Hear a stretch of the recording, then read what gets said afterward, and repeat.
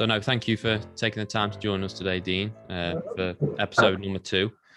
And we just want you tell us a little bit about yourself, really, and how you came to be. Yeah, so thanks, Chris and George. So I'm Dr. Dean St. Mart. I have a PhD in synthetic organic chemistry and fluorescence spectroscopy. So my initial background is in drug development and pharmacology. And basically, I became known within the, bodybuilding and fitness industry as the formulator for a company known as Supplement Needs. And I was also one of the first educators on Jordan Peters' website. So my sort of take is trying to apply functional medicine, which is a practice of medicine where we look at what is the root cause of a disease rather than what are the symptoms of a disease, which is how conventional medicine or European medicine operates.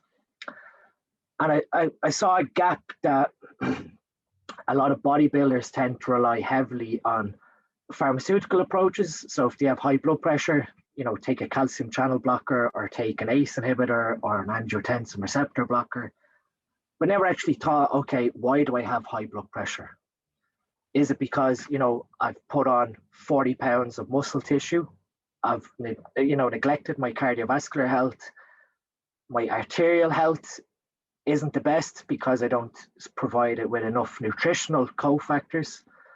Simple things like that just seem to me that why would we try and patch up symptoms with pharmaceuticals rather than thinking of where the root cause is?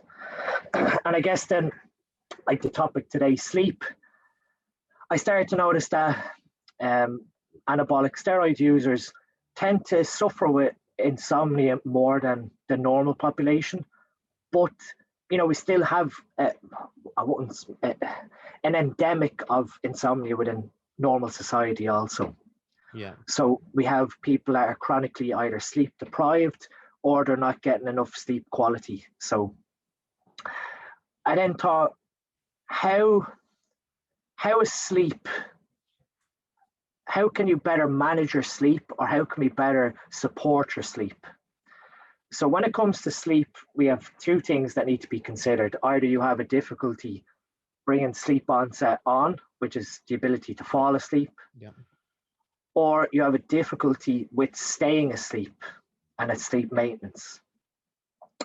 Both of them have independent, pathways that rely on neurotransmitters in your brain to be supported in order to have healthy sleep processes.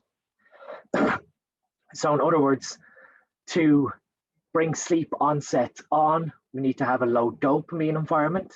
So dopamine is a neurotransmitter in your brain, which is stimulatory. Yep. It's what gives you drive and impulse and passion. And you also need a high serotonin environment where serotonin, although it's, our feel-good hormone, neurotransmitter, that helps to bring sleep onset on because it brings a more relaxed state where we're moving from, beta brain waves, which are the brain waves that we generate when we're actively thinking, to more alpha wave, which is sort of when you're starting to bring sleep onset on, where you're starting to daydream a little bit, you're starting to, focus out of what's happening presently and trying to bring sleep onset on. So when we look at even normal populations and today's current environment of people being on their phone within 5 minutes of trying to fall asleep, answering emails from their boss, watching very stimulatory television, scrolling on Facebook, Instagram, getting into arguments over pandemics or whatever else with some stranger that you don't know in another country. I can relate to that. This fuels your neurotransmitter production. So obviously, dopamine feeds into norepinephrine or noradrenaline, whatever way you want to call it. And noradrenaline is what promotes wakefulness or alertness. So when you have this high level of norepinephrine now in your brain, and that further gets converted into adrenaline or epinephrine, whatever way you want to see it from whatever continent you're in, that again is going to further drive alertness, whilst your body is trying to pump out melatonin based on your circadian rhythm. So our processes of our body rely on what are known as clock genes. So we have genes that operate on a 24-hour process on how the sun and earth revolve around one another. So in other words, we have processes on our body that are basically relying on light and darkness cycles in order to bring sleep onset on. Right. And that's why within our current environment, we have people having difficulty bringing sleep onset on because they're surrounded by artificial light that stimulates wavelengths similar to sunlight. And that's obviously where the problem of blue light from LEDs, from televisions or phones tends to stimulate people's brain and shuts off melatonin production so that they have difficulty getting sleepy in the evening time. Is that the problem then, Dean? Is it the artificial light, the blue light? Is that what it's altering? It's altering your circadian rhythm. So it cuts off how your body secretes melatonin. So I don't know, this will probably not reach, but that's a daylight lamp. Yeah. So that goes on when I start work in the morning time here in my office. The daylight lamp goes on immediately because I can't get outside. It's winter time, obviously, as well. So there is no natural sunlight. That provides the same flux level as the sun. So it's a fantastic way for anyone who works shifts or works, early mornings as a wake-up method without having to rely on, a cup of coffee. Yeah.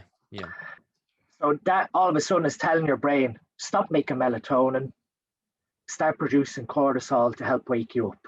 Right. So the opposite happens then in the evening time. You want to avoid that stimulation of light and you want to allow your body to start producing melatonin to bring sleep onset on. With today's environment, obviously, people finish work, they have family time, and then the evening time they have to wind down. So they're watching TV, they're on their phones, they're answering emails, like I said, your boss. We're in this environment where anyone can get you at any time throughout the day if you choose to allow them to. And that is where we start to fall into what's known as sleep hygiene, the corrective practices that we can initiate to bring sleep onset on and make sure that we're achieving healthy sleep efficiency and obviously adequate sleep quantity and quality. Yes. So sleep hygiene can be anything from avoiding blue light in the evening, engaging in non-stimulatory activities in the evening time. So, you can do mild stretching, reading a book, watching television. You can do it, provided, that if you're going to go down the route of that, wear blue light blocking glasses. My glasses here, I don't know, you can probably see, they have a blue light blocking filter in them naturally. I was going to ask you about the blue blocking glasses, Dean. Obviously, you see the ones that are characteristic of the yellow and orange lenses. Yeah. And then you can get the ones with the clear lenses as well. Do both types filter the blue light effectively? Or? They can, depending on what's the actual elemental composition of the refractive frame. Right. The reason why the orange ones, or what originally people started wearing, were the UV protection safety goggles that I used to wear in the laboratory. Yeah. And that was because that was guaranteed to block out UV light. Because we used to wear them doing, laser experiments where we had to protect our eyes from these, low wavelength energy sources. And then obviously companies hopped on that bandwagon and started to make refractive lenses that absorb blue light and then obviously, reflect blue light and absorb the other wavelengths of color. So with the newer ones, I'd estimate that the orange tinted or the red tinted glasses, because how they absorb and reflect blue light, are probably a little more efficient than the clear lenses. But it's interesting even as a society, because when you look back, I'll be 33 this month. So when I was younger, obviously, I don't know for whatever generations listening to the podcast, the younger generation might not get this as much as older. But when you were sort of promoted to having a small little box TV in your room that you could play, you know, Mega Drive or Super Nintendo or even PlayStation 1 in your bedroom, like that was a fantastic thing. But when we look back, they were cathode ray tube TVs. They didn't emit blue light to the same extent now that we're surrounded by LEDs. Yeah. LEDs are a much more efficient way of emitting light versus the cathode ray tube. And obviously it's a lot sleeker, so it takes up less space. But my generation, I'd say, of kids that had TVs in their room, if they were playing, you know, video games up until an hour before bed, it was probably a little less stimulating than being bombarded by blue light from an LED TV. Mm. So we didn't see the same sort of extent now where we see children suffering with sleep onset, where children are very resistant to go to sleep because of the activities that preceded them going to bed. So when we look at how conventional medicine approaches insomnia or sleep difficulties, normally two things are considered. Either we have an issue at the serotonin receptor within the brain, or we have an issue within the GABA receptors.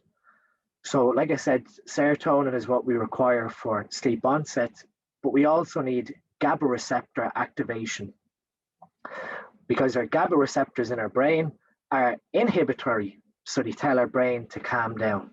So when we have high levels of GABA within our brain, or even within our gut, because that's where some of the receptors are as well, that tells our body to calm down. It tells our body to force from a sympathetic nervous system state to a parasympathetic nervous system state. Yeah. And again, that's important because what that will eventually do is drive dopamine secretion down, and obviously push you into a more relaxed state of mind before you fall asleep. Now, the issue here is that conventional medicine won't actually think of why that person has developed a serotonin deficiency. And it could be something as simple as a nutritional deficiency in not taking in enough amino acids, primarily tryptophan. So serotonin comes from tryptophan as its precursor. And tryptophan is an amino acid that's present in, you know, high protein sources of foods, like lean sources, chicken, etc. And also within carbohydrate rich foods also. And that's why we find when someone eats a carbohydrate meal before bed, the elevation in insulin from the carbohydrate meal helps to actively transport the tryptophan across the blood-brain barrier to increase the amount of serotonin in the brain. So that's why we find carbohydrate-rich meals make us sleepy. Yeah. I was going to ask you about that, Dean. I was going to ask you if eating sugars and carbohydrates close to going to bed, if that's sort of good or a bad thing, because I would have suspected it was a bad thing, spiking your insulin. But you're saying the opposite.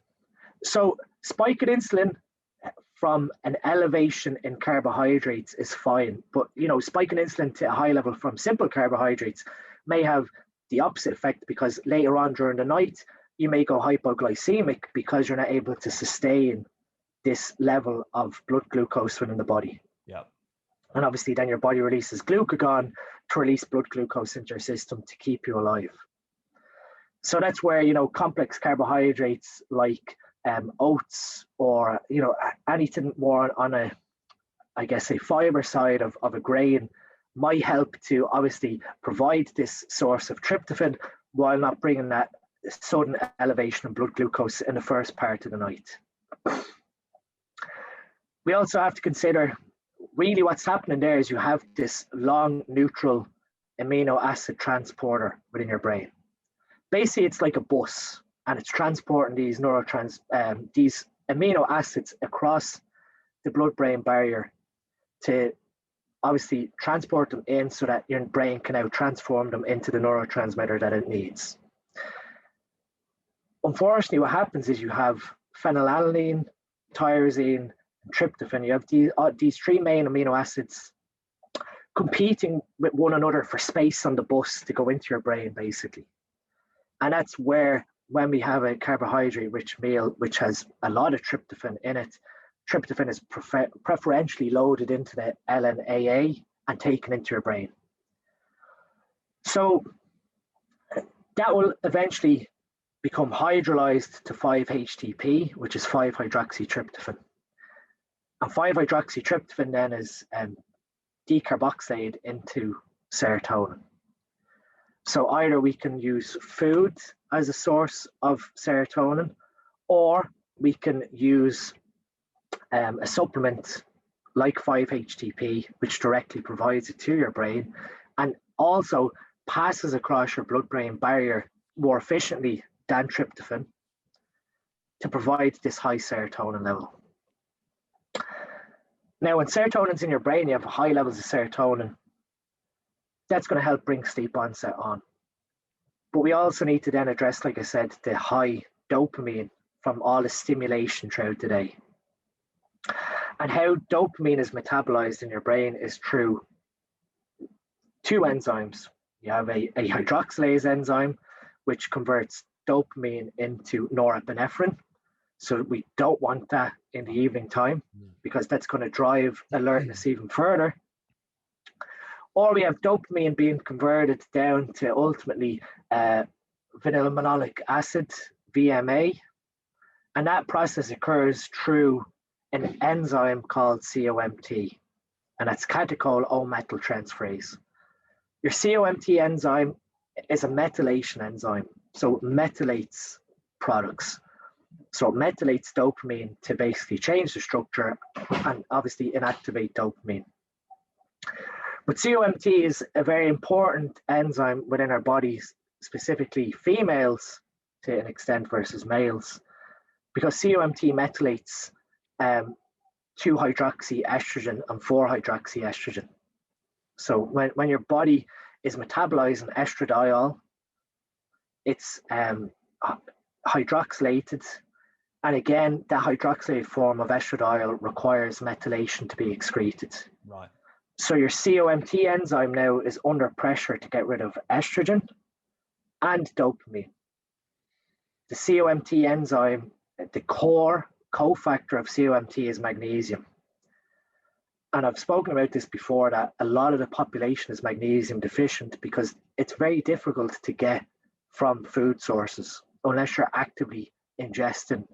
Unless you're looking to do it, Dean, sort of thing, unless you're aiming for it. Exactly, that you're looking for magnesium-enriched foods. So you can find magnesium-enriched breads or magnesium-enriched grains. Otherwise, it's very difficult to obtain without supplementation or without providing your body with a source of electrolytes. What happens, this is where my interest peaked, was because COMT obviously requires magnesium and it metabolizes estrogen. And how I became well known is obviously within the enhanced world are guys that use anabolic steroids. And anabolic steroids, so when you take testosterone, it can increase the aromatization rate to estradiol. Yeah. So now you have this scenario where this male is trying to get rid of dopamine in the evening time and could potentially have high aromatization. So they're trying to get rid of this estradiol excreted from their body. And now COMT is coming to a halt because there's not enough magnesium in their system. And we find this is the case, obviously, with competitive enhanced athletes who use very strong androgenic compounds that stimulate dopamine metabolism, but also put pressure on COMT to get rid of their metabolized estradiol forms. Yeah. And this is where something as simple as increasing your magnesium intake from something like magnesium bisglycinate will really improve your sleep hygiene to allow you to bring sleep onset on. Yeah. So someone who is assisted, like you say, Dean, they would be struggling anyway, wouldn't they, with the sleep? Like you mentioned at the beginning, they're bound to have more issues than someone, let's say, who isn't enhanced. Exactly. And then getting onto that, obviously, we're going to talk about that a little bit later on, but the sleep stack that you produce for supplement needs is sort of everything in there that you need that you might not be able to get from your than your natural diet. Exactly, and that's sort of how I applied the biochemistry of sleep in what cofactors are required to address each part of the sleep deficit. Now, like I said, enhanced athletes will have this sort of estradiol issue, but you can also have females, depending on what part of their menstrual cycle they're within, will have elevated estradiol versus progesterone, depending on whether they're in the follicular phase or the luteal phase. And that elevation in estradiol can put pressure on sleep because COMT now has to up its game to ventilate this increase in estradiol. So, women that are on their menstrual cycle may have difficulties then with falling asleep too because they're not getting enough magnesium from their diet. Then obviously with the sleep stack was born out of my own personal venture into sleep. My background, my career is within chemical engineering. So I've been working on shift as a chemical engineer for 7 years now. And at the beginning, when I started as a shift chemical engineer, I was only in my early 20s. When I finished my PhD, I chose not to go the route of industry or drug development and moved into the industry side of things. And when you start in a company, they'll give you all these sleep hygiene tips. Occupational health will sit you down and say, okay, night shifts have this effect on your body. So that's a completely other podcast. But in other words, when you work night shift, you're going against your circadian rhythm. You're staying awake when your body should be technically asleep based on your clock genes. Your digestive processes completely slow down because obviously at nighttime, your stomach motility, your secretion of pancreatic enzymes, insulin, all that completely slows down so that you don't go to the toilet in your sleep. So you don't have a bowel movement. All that slows down. Yet when you work night shift, if you're continuously eating throughout the night, you're going against your circadian rhythm and that your digestive processes aren't going to be as efficient. So that's where some of the risk factor or carcinogenic risk of working night shift comes in, because obviously you have to be very intelligent of what foods you eat on a night shift because your digestive processes just aren't there versus when you're working during the day. And obviously your sleep hygiene then towards night shifts has to completely change, because obviously you're trying to sleep during the day when you're actually your body wants to be awake. But anyway, when I started working shift, some of the tips they gave you were very, very generic. And to me, sitting there as a critical scientist from my background, I'm sort of thinking half this doesn't make sense. Yeah. Really outdated advice that, they didn't take into consideration anything towards the nutrition. So it's okay, at 2 o'clock or 3 o'clock in the morning to eat a big, carbohydrate and fat-rich pizza, and it's not going to have an effect on your body. Yeah. Because I'm telling you, in 15 years' time, if you drop dead of cardiovascular disease, eating pizzas in the middle of the night is going to have a cumulative effect. Yeah. Because you're not going to have enough lipase. Your pancreas doesn't know what's going on, so most of the time it's going to pump out elevations in insulin because it's seeing such a rapid rise in blood glucose in the middle of the night that it's thinking you should be asleep. Yeah. And ultimately, the nutrition that you follow when you're on night shift has a big impact then to how your body, functions. So anyway, the tips that you were given were when you go home after night shift, try and stay up for a few hours until you're tired. And then, at that point, try and sleep. It was to me, when you finish night shift, what you should be trying to do is mirror what you're doing on a day shift. So if your bedtime is 9 o'clock at night, your bedtime should be 9 a.m. in the morning. Yeah. But if you're doing things correctly, your sleep onset after night shift is your sleep urge. The process that drives you to fall asleep, which is driven by your adenosine receptors in your brain. So when your adenosine receptors are getting activated by high levels of adenosine, that brings sleep urge on. So everyone's probably experienced this where either mid-afternoon or late in the evening where you start to close your eyes and nod your head. That's obviously adenosine telling your body it's time to go to sleep. Yeah. And why caffeine is an adenosine receptor antagonist, in that it blocks that adenosine receptor to allow you to fight past this urge to go to sleep. And sorry, Dean, just on that point, where you say like you're fighting that urge to go to sleep. Yeah. If that sort of, like you say, comes on in early evening, 6 o'clock or whatever, it might be winter, dark outside. In a perfect world, like if it weren't the modern world, then and there, would you say that the ideal thing would be just not to fight it and just drop off to sleep? Do you know what I mean? If that person had a natural, I guess, circadian rhythm in the winter time where, 6 or 7 in the evening, they're falling asleep, well, then that could be their bedtime. But I guess in modern society, if you go to bed at 7 and you achieve 8 or 9 hours of sleep, your wake time is going to be probably 3:30 or 4 in the morning. Yeah. And as we know, society doesn't really start operating until 7 or 8. So yes, it's a fantastic way for, say, an entrepreneur, someone who owns their business, that, if they're feeling tired at that point and that is their sleep urge onset, rather than stimulating themselves to go past this sort of second wind, that they choose that as their bedtime. And obviously get up early the next day and then take advantage of that. But with shift, your sleep urge can obviously come on a little stronger than when you're working day shift patterns, because you're trying to fight this melatonin secretion all night.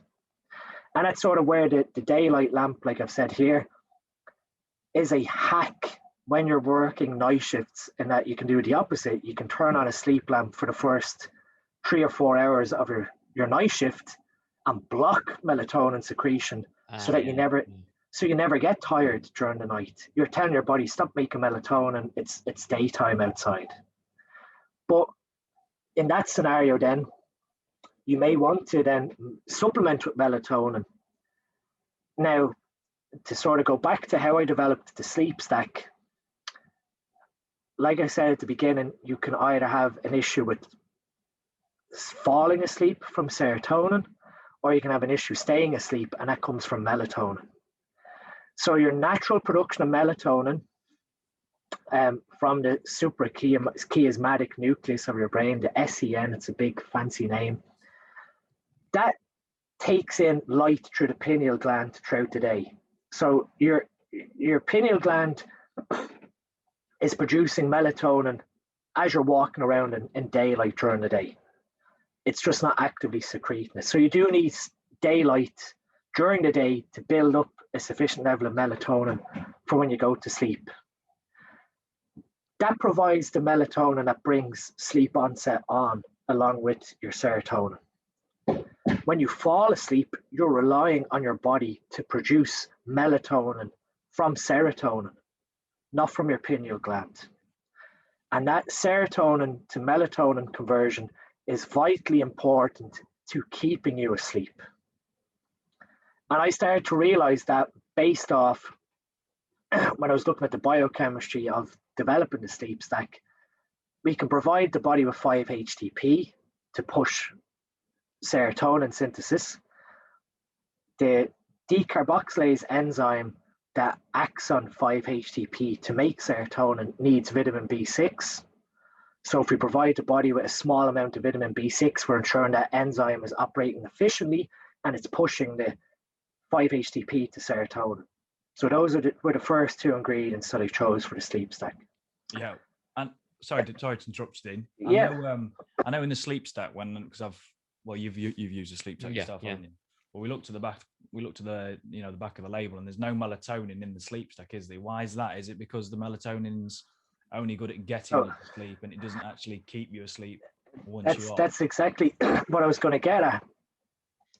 Melatonin's half-life is about 2 to 3 hours. So when you take melatonin as a supplement, or if it's prescribed to you medically, yes, it's fantastic at getting you asleep, because it's telling your brain basically it's nighttime, start inhibiting GABA receptors and bringing the sleep onset on.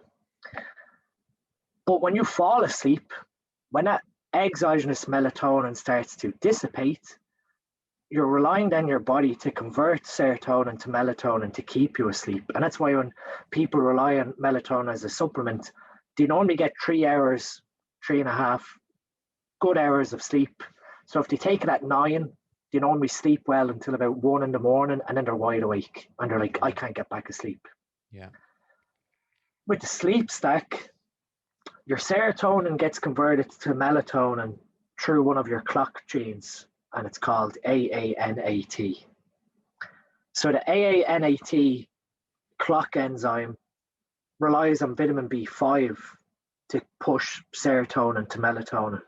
So within the sleep stack, there's quite a high dose of vitamin B5 to push that serotonin over to melatonin while you're sleeping. And that keeps you asleep then. With the, I guess, scenario of someone who works night shift, they may need to take melatonin, but not for sleep, but as an antioxidant, because melatonin just isn't a sleep hormone. It's a hormone that your body, or an antioxidant your body uses to, I guess, deplete free radicals from the body, just like glutathione or vitamin A, or vitamin E, vitamin C. It has an antioxidant effect. So when you start depleting your melatonin, or you're not making enough, you are bringing on issues towards oxidative stress. So that's why someone who's on night shift might want to take maybe 5 or 10 milligrams of melatonin if they're going to adopt strategies of the natural light, going actively against melatonin secretion in the evening time. Because if you start night shift and you start ingesting a load of caffeine thinking that this is going to fight off your sleep urge, you've still got this melatonin secretion happening about 11, 12, midnight. And that's sort of where then when you get past that point, your sleep urge starts to rise, even though you're ingesting caffeine, because melatonin is trying to pull your body in the direction of sleep. Right. Then I guess we've sort of covered the 5-HTP, the vitamin B6, which is pyridoxine 5-phosphate, the vitamin B5. The other side then to the sleep stack were L-theanine, zinc monomethionine, and magnesium bisglycinate. So we've spoken about the magnesium bisglycinate helping the COMT through the magnesium supplementation, but glycine is a GABA receptor inhibitor also. It's an amino acid that acts on providing GABA receptor inhibition. So now you're providing the body with a source of magnesium, but you're also providing the body with a source of glycine from the glycine attached to the magnesium. So that was an intelligent way of saying, okay, we're going to provide the body with the substrate for COMT, and we're going to tell the GABA receptors to calm down. The zinc monomethionine, again, was just another way of being a little intelligent on the source that was chosen, because zinc has very active processes within our central nervous system and helping the nervous system to calm down.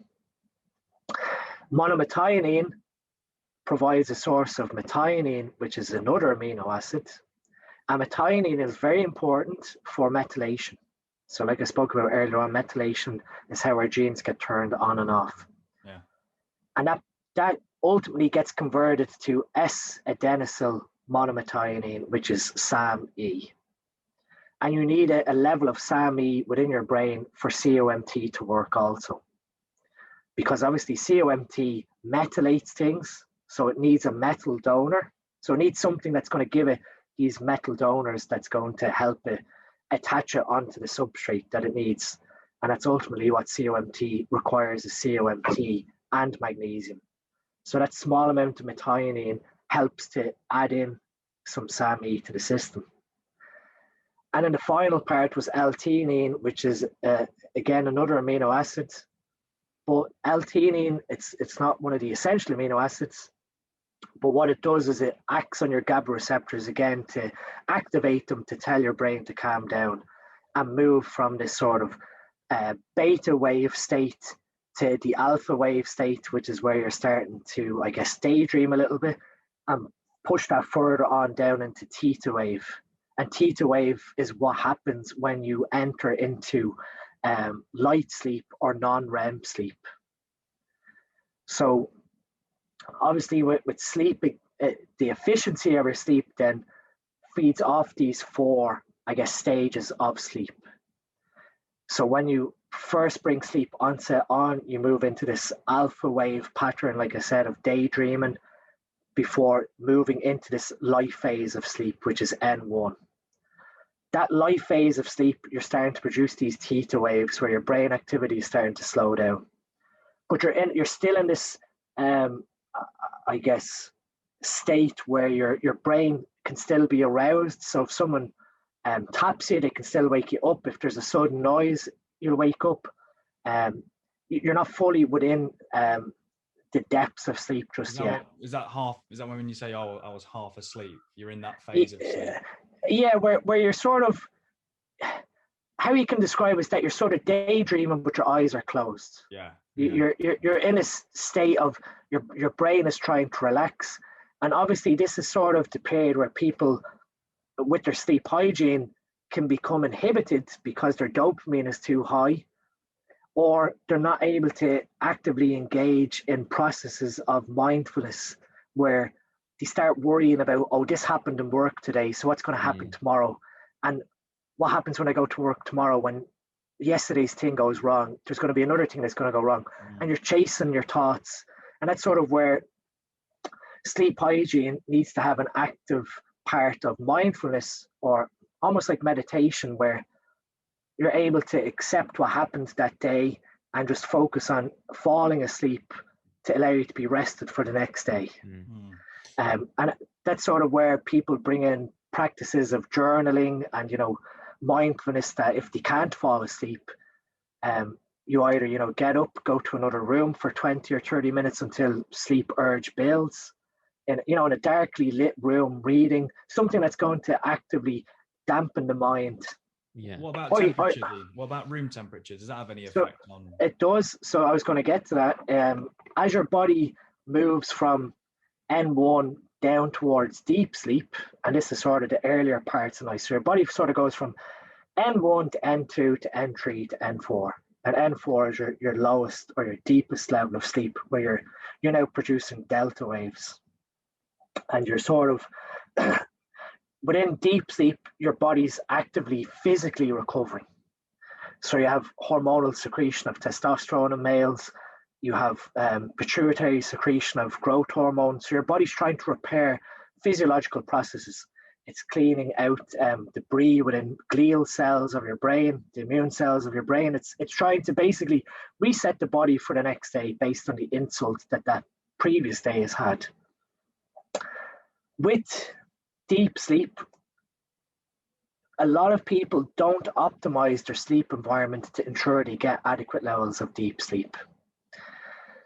So we can have a genetic component to this, in that you can have an issue with your adenosine receptor genetics, where your body finds it difficult to pass from N1 down to N4 into the deep stages of sleep, where you spend the majority of the night within light sleep, which is restorative, but it's not going to bring the same active physical recovery as having adequate levels of deep sleep. Yeah.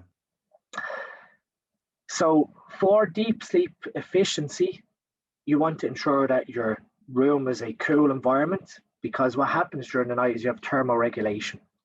So you start to produce heat while sleeping, obviously to keep your body warm. So it's probably better that you either have a room that's slightly colder than how it should be in the middle of the night, so your body can dissipate heat, or you go to bed sleeping naked, so you don't have these layers of cotton pajamas that's restricting the exchange of heat from the environment to your body. And again, that can disturb your sleep efficiency, because you're tossing and turning, because that elevation in temperature is disturbing you. Yeah. And just touching on that, Dean, I think a lot of people probably relate to this as well, especially in winter. When you go to bed, obviously your heating's usually gone off by that point. And then sometimes you'll, like at the minute, I know we've had it come on at 6 o'clock in the morning, and I'll wake up pretty much straight away, and I can tell, you know what I mean? I can feel that my temperature's up, I'm too warm, and I'm agitated almost. So it just shows you, how it has such a big effect on like you say, It waking you does. up. And that's sort of where you can then sleep hack, where you can force your body's core temperature higher before sleep to ensure that this thermoregulation is a little lower during the night. And in other words, I mean, taking a warm shower before bed and then sleeping naked means that you're going to bed with this high core temperature in a cooler environment. And then obviously as the night progresses, you're adapting to this cooler environment, having thermoregulated earlier in the night. So if anyone that suffers with not getting enough deep sleep, warm showers and sleeping naked can be two of the biggest things you can do to your sleep hygiene to increase your sleep efficiency. So when you've achieved enough deep sleep, when your brain has achieved enough deep sleep and the processes of, I guess, microglial cell clean out and, plaque clear out, your brain basically is trying to reset itself from, maybe processes that have occurred in the brain that should, abnormal processes that it needs to try and correct. You'll then pass into normally N3 or stage 3 of sleep for the majority of the night, and after that, which is rapid eye movement or REM sleep. That's sort of where we're starting to bridge between theta and delta wave sleep, where you're actively your hippocampus and other creative parts of your brain are trying to associate memory consolidation, active skill learning, stuff that happened during the previous day, and trying to consolidate what I should keep and what I should forget, basically. And in that process, we're in this sort of active daydreaming state, which is where we start to, participate in our dreams. And we try and, I guess, abstract thoughts from the previous day are translated then into a dream, which can be a creative process as well, because your brain is trying to make sense of complex problems that may have arisen the day before. And that's where a lot of people find it very interesting that you could be trying to work on a complex problem at work, and the solution ends up sort of being spurred on by what you've dreamed about, because you're making connections. Your subconscious brain throughout the day is trying to actively figure out solutions to what the active part of your brain is trying to conceive. And that's subconsciousness. I was going to say, there's a saying, isn't there, that I'll sleep on it. You sleep on a problem. Sleep on it. Yeah, and that's where you start to, I guess, subconsciously start to associate patterns within problem fixing and problem solving. So REM sleep, again, like deep sleep, can be highly genetic, and it's where I find it funny that, okay, so a lot of people probably wear sleep trackers, so I've got an Oura Ring. The Oura Ring will show you, your sleep quantity and your sleep efficiency. But we're sort of in this society where wearing stuff like this has become a game, in that anything less than 90% sleep efficiency, you're sort of going, oh, I didn't have a great sleep last night because my phone didn't say I had a good sleep. And we're buying into this actively chasing data collection of, okay, how can I get my sleep efficiency to 100? And that itself can drive, I guess, sleep hygiene mispractice, where you're trying to set this ultimate sleep routine to get you to fall asleep, and by doing that, you're just driving your anxiety up, worrying on your mind all the time. Yeah, and you're like, in the morning, you're like, oh, I only got like 40 minutes of deep sleep out of the 8 hours I was asleep. And that might be just what your body required. Or there could have been some disturbance process during the night that did disturb your deep sleep. But ultimately, what it comes down to is, when you wake up in the morning and you wear one of these sleep trackers, just pause for a minute when you wake up and think to yourself, am I fully rested, or do I need more sleep?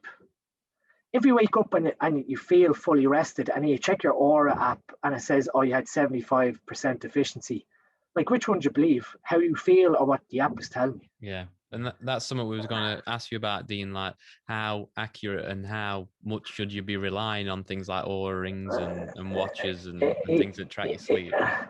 So So they're useful. Don't get me wrong, the heart rate variability and the resting heart rate measurement of all these devices are great because they start to show, are there issues during your sleep where your heart rate is elevated? So in other words, while you're sleeping and you're entering into deep sleep, your heart rate should fall to a low point. And as you move out of deep sleep into REM sleep and wakefulness, your heart rate starts to pick up as your body produces cortisol. So as your body's secreting melatonin and growth hormone as you're sleeping, you hit this resting heart rate low, and then your heart rate should pick up. So when you look at your aura graph for your resting heart rate, it should be like a U-shaped graph from that night's sleep. If you eat too close to bedtime, you're going to be trying to digest food while you're sleeping. So your body's trying to divert blood flow to the stomach to digest that food. And what tends to happen is you'll just see your resting heart rate will just be this sort of flat line where you never really hit this rest rate of deep sleep because your heart rate was constantly going all night to drive your metabolism. So the accuracy of these, I guess, gadgets can be questionable. Now, I've done like experiments where I've wore a Fitbit sleep tracker on my left hand and I've worn the Oura ring on my right, and I've compared the two. So I sleep on my left side, and my Fitbit was showing like a high efficiency of sleep because obviously my left arm was trapped under my body for the night. Yet my right arm, my Oura ring data was showing all these mini wake ups of all, like, so I was asleep and then I was awake and then I was asleep and then I was awake. I was thinking, this is very strange. And what was happening there is the right arm is picking up my wife's movement in the bed. So it's sort of telling you that you're awake, of loads of intervals during the night when it's actually your partner beside you, moving your arm in your sleep, because how these operate off is through a gyroscopic measurement. They're looking for the presence of movement in a 3D axis. And if there's any sort of movement going on around you from someone in the bed, then it provides bias to the data. Right. So they can be, if you're the sort of person that gets very anxious and very data driven, it might not be the best approach to tracking your sleep versus how you physically perceive your sleep. Or in other words, what you end up doing is you get up in the morning, you don't look at your phone in that, you don't refresh your sleep tracker, and you wait until the middle of the day and then sit down and, sync your watch or your Oura ring to your phone and see what the data says then. And then you can sort of say, okay, well, this morning I felt very rested, but the Oura ring is saying I had 75% sleep efficiency, like I said. If you start to feel tired mid-afternoon, then maybe you didn't get good quality sleep and you need to figure out the root cause of why you feel tired then in the afternoon. But if you feel fantastic all day and the sleep tracker is telling you, you have poor sleep, which one do you believe? Like ultimately, you're always going to go by what your bodily instinct is telling you, to be honest. Yeah. So take them with a pinch, use them, but take them with a pinch of salt. Use your body, how your body feels first, and then support that by using these smart devices or whatever. Yeah. Exactly. Yeah. Like that. Yes. Like I find my wife got me like this new fancy one from Wittings, which is a scan watch, and it has a great feature on it in that it has an oximeter on the back of it. And what you can do is set it for like a deep, not a deep sleep analysis, but what it does is a deep respiratory scan analysis, in that it looks at breathing disturbances throughout the night. That's something that a lot of the sleep trackers don't catch, in that you can have people who have, I guess, micro sleeps or sleep obstruction or sleep apnea occurring from snoring. And again, that's another big thing towards our efficiency of sleep, is our physical health of how this whole juncture from the palate of the tongue down to the back of the esophagus is operating. And, if we have chronic sinus from, I guess, a dusty environment or unhygienic sleep environment, that's going to play into how much you snore, because really you should be breathing through your nose throughout the whole night.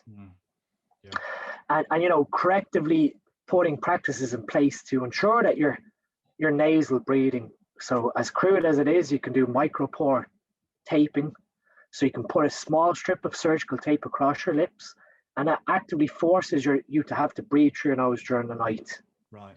Yeah. Lying on your side, then obviously, if you're lying on your back and you're quite heavily muscle massed, the junction of the neck can be stuck like this, and all here is not relaxed.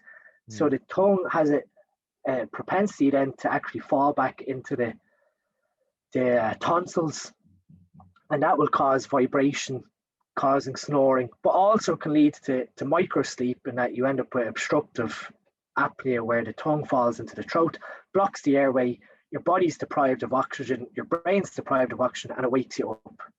Now, these micro awakenings you may not actually realize have happened, because you're still sort of in this N2, N3 stage of sleep. So you're sort of falling in and out of sleep. So you'll have this period where you'll stop breathing, your brain will wake up, see everything's okay, and put you back asleep again. So those sort of micro awakenings, you might not have any recollection of them the next morning, but then the sleep deficit that implies could end up making you fall asleep while you're driving your car, because all of a sudden your body just shuts down. Yeah. And that sort of is another physical side to sleep, in that we've sort of accepted that snoring when we sleep is normal, when it's sort of pointing that there is either a physiological process gone wrong, or we need to optimize our nasal breathing capacity to ensure that we're not breathing through the mouth and providing, I guess, more oxygenated, rich blood to the body through the nose. Because as humans, we are designed to actually breathe through our nose. Our mouth isn't really, our mouth's more for eating and drinking. Our nose has been evolved, I guess, as an evolutionary process for gaseous exchange. Because when we breathe in through our nose, we're bringing cold air in, but within the nasal cavity, it's being warmed up. That has an active effect then on an enzyme called endothelial nitric oxide synthase, so eNOS. And eNOS basically tells your blood vessels to vasodilate by making nitric oxide. And that's why breathing through your nose, even when exercising, unless you're at a high exertion level where you need rapid gaseous exchange, where you can take in large volumes of oxygen and expel large volumes of carbon dioxide, you should be actively trying to pursue breathing through your nose. So I think I've gone on enough about sleep. Unless you have other things you want to quickly go over. Just to really, suppose, wrap it up, Dean. So in effect, sleep as a whole, it's not really one thing or the other, is it? It's like, obviously you've got the sleep stack, which gives you things essentially that you can't get from your natural standard of living, but then also you can implement these habits and actions, like you say, your sleep hygiene, to also improve your sleep. Yeah, I mean, like all this, to someone who practices functional medicine or has a background in functional medicine, you're always asking these questions of, what's the root cause? Why has this problem happened? And I think when I moved from my PhD into chemical engineering, I started to think of, like, during my PhD, I've got this problem, how do I fix it? The same with engineering, something's broke, or some process, or we've got some reaction that's not working correctly. Why isn't the reaction working correctly? Then when it came to sleep, obviously with me going on shift and working night shift, I had to figure out a way of, I've now got this circadian process that's working against me. How can I be intelligent and actually manipulate this biochemistry to ensure I'm getting adequate levels of sleep when I'm working night shifts? And like I said, that's just taking advantage of the sleep stack sort of biochemical pathways and applying them to when I get home in the morning after working during the night. And obviously, the society now, with sort of conventional medicine, or when you go to your general practitioner, they're always either focusing on GABA receptor inhibition and throwing, benzodiazepines, or I guess MAOA inhibitors or tricyclic antidepressants to get over the serotonin issue, rather than actually, discussing with their patient, lifestyle interventions, and where's the root cause of sleep? Because really, to sort of get to the bottom of that, you're talking about maybe a 45 to an hour consultation with this patient which they won't do, will they, Dean? Exactly. Like, GP is sort of like high volume practice that you've got maybe 5 or 10 minutes with a patient to fix their problem. Yeah. And if you can't fix their problem, how can you fix their symptom? Yeah, so you're just patching, you're putting a band-aid on something that's never really going to heal, is it, Dean? You're not treating the root cause, as you say. Like I said, that's where conventional medicine and functional medicine differ from one another, in that functional medicine will actually take the patient and try and tell them, this is why you have the problem. This is how we're going to fix it. It might not be a quick fix. So obviously trying to address sleep hygiene in someone who's highly strung, has to check their phone all the time, has to reply to emails, trying to get that person to understand that turning your phone off for 2 or 3 hours in the evening time isn't the end of the world. Yeah. We had a society of that long ago. If someone really urgently needs you at work, they can phone your house phone. Yeah. You don't need to be actively engaging back into society once your job duties are done with your employer. Unless you're, like I said, an entrepreneur or you run your business, well then yes, you might have an active engagement because you're dealing with different time zones. You might have a supplier in China, or you might have a supplier in the US that you're trying to converse with, and the only time that you can actually have business dealings with them is in the late evening time, when it's the middle of the day where they're working. Yeah. So that person might have to then put a strategy in place that, okay, yes, I do a level of work up until 8:30 or 9 at night, and then from 9 till 11 my phone goes off until I wake up in the morning. Yeah. So it does really come back to sleep hygiene is the very first thing that we should be trying to correct in the current population, and then obviously assessing what nutritional deficiencies or biochemical pathways have become stagnant and how can we resolve them. Yeah. Well, look, Dean, we could talk to you all day. You're an interesting guy. We'll go on and on and on. We know you're a busy man, so we'll let you go, and we'll thank you for doing this. Thanks, mate. No problem at all. And I'll speak to you both soon. Yeah. Speak to you soon, mate. Cheers, Dean. See you later. Bye. Bye. Bye.